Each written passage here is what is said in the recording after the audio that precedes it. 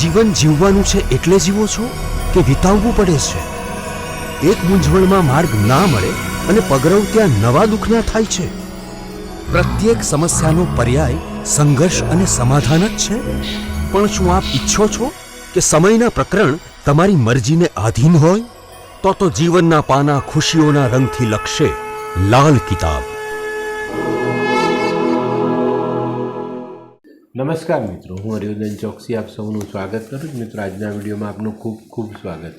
મિત્રો, રોજની જેમ આજે પણ જોઈએ આપણે આજનો દિવસ કેવો. તારીખ 5 માર્ચ 2024 મંગળવાર. મિત્રો, આજની શરૂઆત પણ શુભ રંગથી. આજનો શુભ રંગ છે ગુલાબી અને લાલ. આજના અનુકૂળ દેવતા શિવ, માં સરસ્વતી અને હનુમાનજી.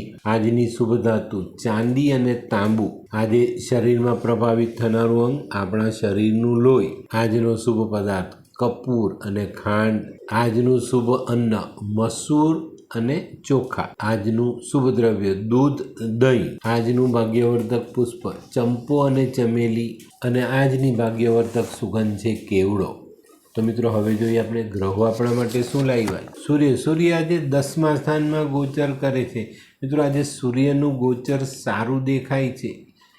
તો આજે આપણા માન સન્માનમાં વધારો થઈ શકે છે. કોઈ સારા વિચારથી કરેલા કામોમાં સારું પરિણામ પ્રાપ્ત થઈ શકે. ટૂંકમાં કહીએ તો આજે આપણે આપણી પ્રતિષ્ઠા વધારી શકીશું.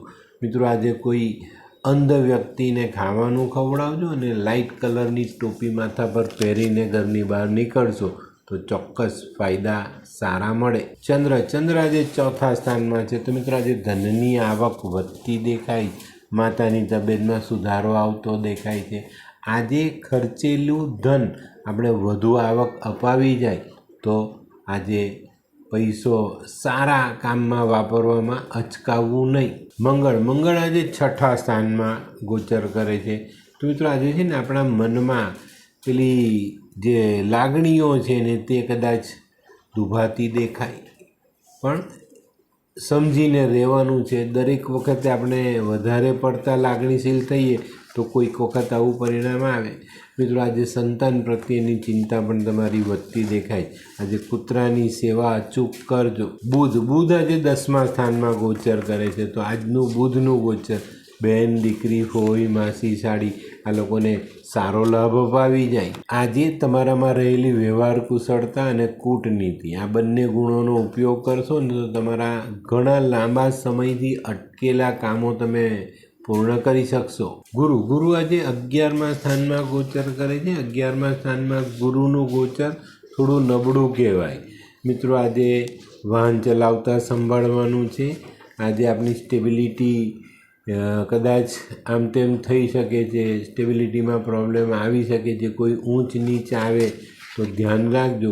આજે થોડી ચણાની દાળ દાન કરજો. ઘરના વડીલોના આશીર્વાદ લેજો અને નારાયણના જપ કરશો તો સારું પરિણામ પ્રાપ્ત થાય. શુક્ર આજે 6થા સ્થાનમાં નીચ થઈને ચાલે. તો મિત્રો, આજે જીવનસાથી સાથે, પ્રેમિકા સાથે ટકરાવ ન થાય એની કાળજી અવશ્ય રાખજો. આજે કોઈક સ્ત્રીને કારણે આપણા ધનની હાનિ થઈ શકે છે. તો આજે થોડુંક આપણા ચરિત્ર પર ધ્યાન આપવું જરૂરી. શનિ આજે 10મા સ્થાનમાં ગોચર કરે છે. તો મિત્રો, આજે તમે તમારું ભાગ્ય જાતે લખી શકો છો. આજે કોઈ ખોટું કામ નહીં કરો તો શનિના સંપૂર્ણ આશીર્વાદ મળે. આજે માંસ મદિરાથી દૂર રહીએ તો આપણે શનિ તરફથી મળતું સારું ફળ ડબલ થઈને મળે. રાહુ આજે 3જા સ્થાનમાં ગોચર કરે છે. તો મિત્રો, આજે લોહીને લગતી બીમારી હોય આપણા શરીરમાં તો આપણે સંભાળવું જરૂરી છે. આજે રાહુના ગોચરમાં, રાહુના પ્રભાવથી લોહીમાં ઇન્ફેક્શન વધી શકે છે. તો ખાવા પીવામાં કાળજી રાખજો. દવા યોગ્ય સમયે લેજો અને શક્ય હોય તો આજે કોઈ ચેપી રોગવાળા માણસની મુલાકાત ન લેવી. આજે 9 વર્ષથી નાની દીકરીઓને મીઠી વસ્તુ આપીને દિવસની શરૂઆત કરશો તો રાહુનું ખરાબ ફળ ટાળી શકાય. કેતુ આજે 1લા સ્થાનમાં ગોચર કરતા દેખાય છે.